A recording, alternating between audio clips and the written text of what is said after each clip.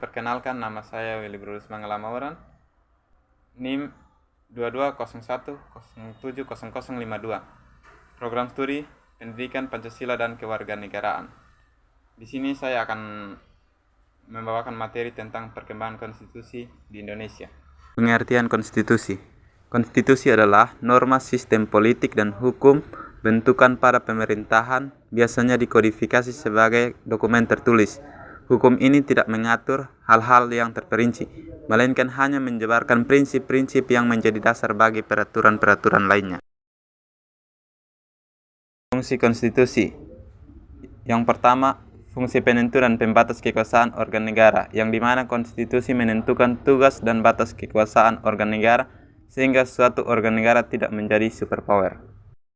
Fungsi yang kedua, sebagai pengatur hubungan kekuasaan antar organ negara, yang dimana pelaksanaan adanya hubungan kerjasama antar organ negara sehingga tidak terjadi tumpang tindih.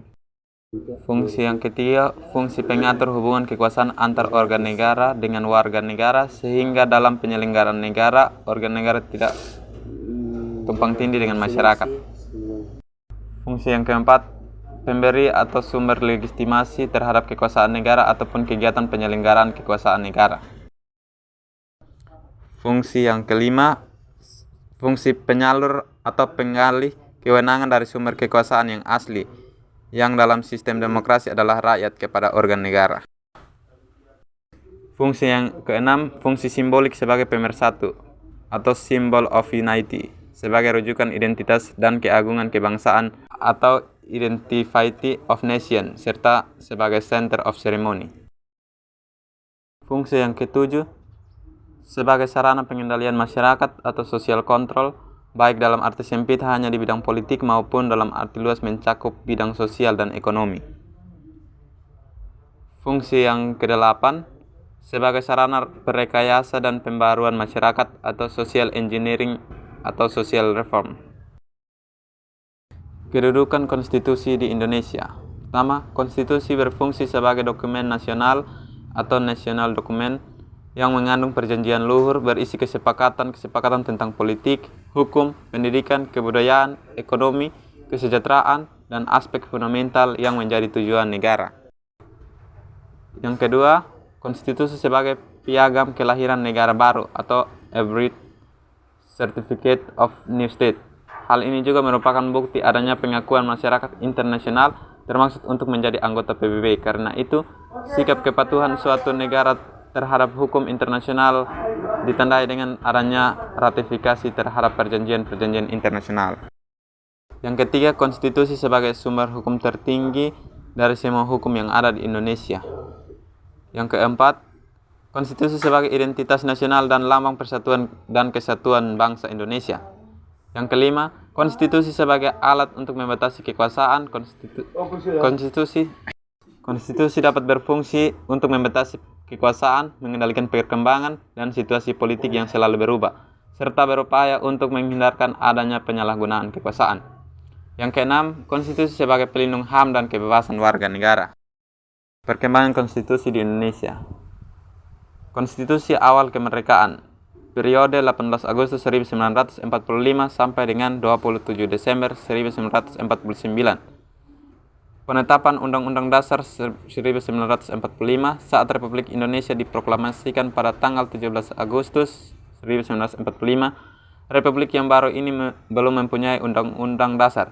Sehari kemudian pada tanggal 18 Agustus 1945, rancangan undang-undang disahkan oleh PPKI sebagai Undang-Undang Dasar Republik Indonesia setelah mengalami beberapa proses. Periode 27 Desember 1949 sampai dengan 17 Agustus 1950, penetapan Konstitusi Republik Indonesia Serikat.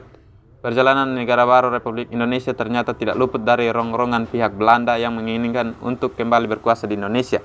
Akibatnya Belanda mencoba untuk mendirikan negara-negara seperti Sumatera Timur, negara Indonesia Timur, negara Jawa Timur, dan sebagainya.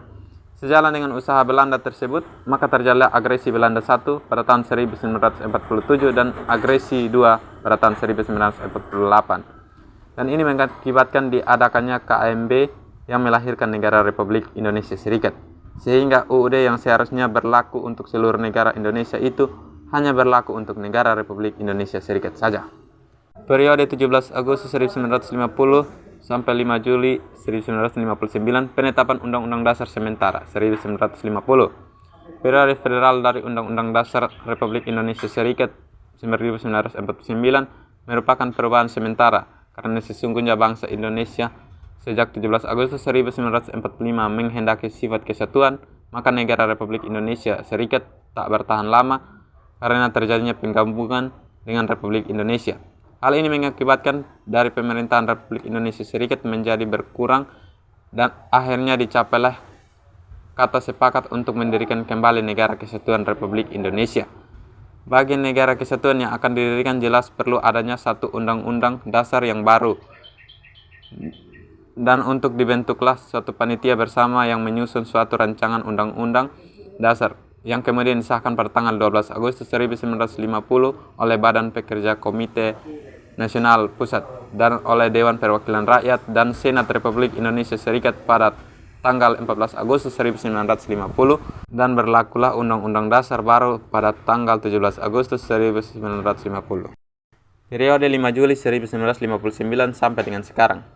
Penetapan berlakunya kembali Undang-Undang Dasar 1945 dengan Dekret Presiden 5 Juli 1959, berlakulah kembali Undang-Undang Dasar 1945 dan perubahan Majelis Permusyawaratan Rakyat sementara Orde Lama pada masa 1959 sampai dengan 1965 menjadi Majelis Permusyawaratan Rakyat sementara Orde Baru. Perubahan itu dilakukan karena Majelis Permusyawaratan Rakyat sementara Orde Lama dianggap kurang mencerminkan pelaksanaan Undang-Undang Dasar 1945 secara murni dan konsekuen. Sekian dulu paparan materi dari saya. Mohon maaf atas ketidaksempurnaan dari materi saya, karena yang sempurna cuma Tuhan.